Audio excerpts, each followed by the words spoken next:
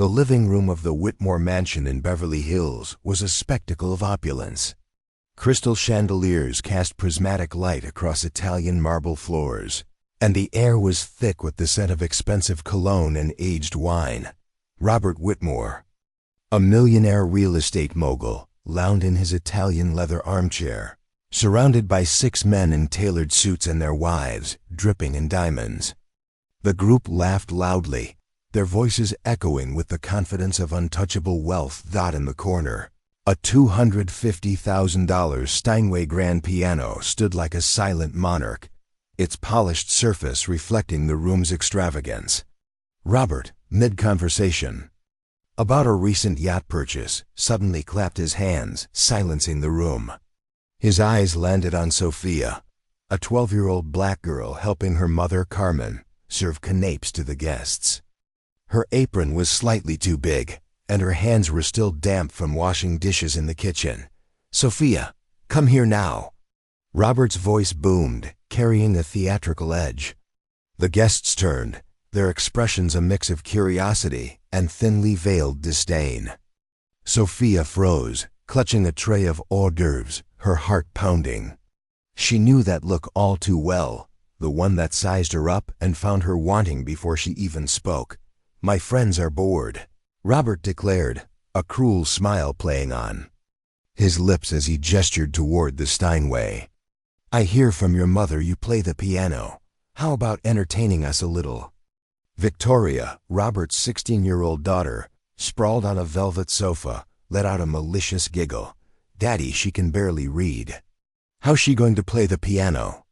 The guests chuckled, their laughter sharp and approving, like the clink of crystal glasses. Sophia's neck burned with humiliation, but she held her head high as her mother had taught her.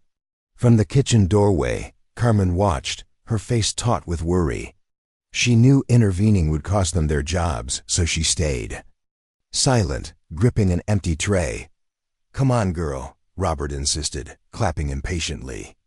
"Play something simple. Maybe Happy Birthday. My friends will love to see how hard you try." Victoria, already recording on her phone, smirked, eager to capture the moment for social media. The guests leaned forward, anticipating a cheap spectacle. What they didn't know was that Sophia had been waking up at 5 a.m. every day for 8 years to practice on an out-of-tune piano in an abandoned church 6 blocks away. Her calloused hands weren't just from scrubbing dishes, they were from hours of silent scales and stolen sheet music. Sophia walked slowly to the piano, her worn sneakers squeaking on the marble. She sat on the padded bench, adjusted its height, and ignored the whispers behind her. Robert crossed his arms, already savoring the failure he expected. Victoria zoomed in, imagining the viral post. "Maid's daughter tries to play our $250,000 Steinway." For a moment, Sophia hesitated, her hands hovering over the keys. Then, a spark of determination flickered in her eyes, a quiet fire only those who've been underestimated would recognize. The room grew still, charged with the energy of a storm about to break. Scene 2. The performance begins. Everyone, silence. Robert announced theatrically, raising his $1,000 glass of red wine. "Let's see if the taxes I pay for public schools were worth anything." The guests laughed, the sound brittle and cutting. Victoria pointed her phone at Sophia, already crafting the caption, "When your maid thinks she can play classical piano." Margaret Steinberg, wife of an oil tycoon, whispered loudly, "Poor thing. She probably can't even read the notes properly." Carmen, still at the kitchen door, trembled. She knew Sophia's talent, but also the cost of revealing it. In this house, they survived by being invisible. Carmen had once been a classical pianist in Colombia, her hands trained to dance across keys with precision. But in America, those hands scrubbed toilets for people who would never play a single note. "Come on, honey," Robert said with mock kindness. "Play something we know. How about Twinkle, Twinkle, Little Star? I'm sure you can manage that." Charles Morrison, a hotel chain owner, laughed so hard he nearly spilled his $300 whiskey. "Robert, you're terrible. She probably doesn't even know where the black and white keys are." Sophia looked up, her gaze sweeping the room, Robert's condescending smile, Victoria's phone, the guest's cruel amusement. The air grew tense like the moment before lightning strikes. "May one choose the song?" Sophia asked, her voice soft but steady. "Of course, dear," Robert replied, waving magnanimously. "Play whatever you can. We're here to have fun, not to judge." What Robert didn't know was that while he slept in his $15,000 bed, Sophia walked 6 blocks in the pre-dawn chill to practice at St. Michael's Church. Father Martinez, a former conservatory pianist from Bogotá, had recognized her talent and given her access to the church's 1972 piano. Carmen spent her meager $15 monthly allowance on used sheet music, hiding it in their cramped room. At night, Sophia practiced silently on the kitchen table, her fingers tracing imaginary keys to recordings on a salvaged phone. Victoria laughed again, zooming in. "Dad, this is going viral on TikTok." $250,000, Robert corrected, proud of his Steinway. "But who's counting?" Carmen closed her eyes, knowing Sophia was about to make a choice that would change everything. She could play something simple and stay invisible, or she could reveal her truth. "I hope you like Chopin," Sophia said calmly, her fingers touching. The keys, scene 3. The revelation, the first notes of Chopin's Nocturne in E-flat. Major flowed from the Steinway with a delicacy that made Robert frown. This wasn't the clumsy, out-of-tune performance he'd expected. It was precise, technically sound, not enough to impress him yet, but enough to unsettle him. "Well, at least she knows where the keys are," Charles Morrison muttered to Margaret, both still chuckling. Victoria kept recording, her caption, "Ready, when your maid thinks she can play classical piano." But as Sophia's small hands navigated the complex passages, Robert leaned forward, confused. The technique was beyond what he'd expected from a public school kid. What he didn't know was that Sophia had spent 8 years waking up at 5 a.m., walking to St. Michael's, and practicing under Father Martinez's guidance. Her hands, too small for some octaves, had learned creative solutions from a man who believed talent transcended zip codes. As the nocturne reached its first climax, the room's atmosphere shifted. The guests stopped whispering. The music wasn't just competent. It had soul, years of pain and hope woven into every note. Carmen watched, tears welling. She had taught Sophia those nuances, whispering music theory in their tiny room after midnight. Robert shifted uncomfortably. This wasn't entertainment, it was art, and it challenged his worldview. He'd wanted a spectacle to confirm his superiority, not a performance that questioned it. Then the front door opened. Dr. Patricia Williams, a renowned music critic for the Los Angeles Times and Robert's friend, stepped into the foyer. She froze, captivated by the sound.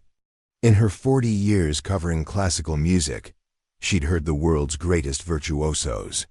What she heard now was extraordinary, a 12-year-old black girl playing Chopin with interpretive maturity beyond her years. Patricia slipped into the room, unnoticed, her eyes fixed on Sophia. "My God," she whispered, recognizing a rare talent. Victoria's mocking smile faded. The adults were no longer laughing, they were listening. "Daddy," she whispered, "how much longer is she going to play?" Robert didn't answer.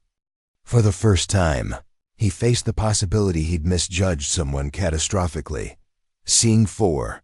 The turning point. Sophia finished the nocturne, the final notes lingering like a held breath. The room was silent, not the polite silence of expectation, but the stunned silence of shattered assumptions. She took a deep breath and looked at Robert. "That was the easy part," she said calmly.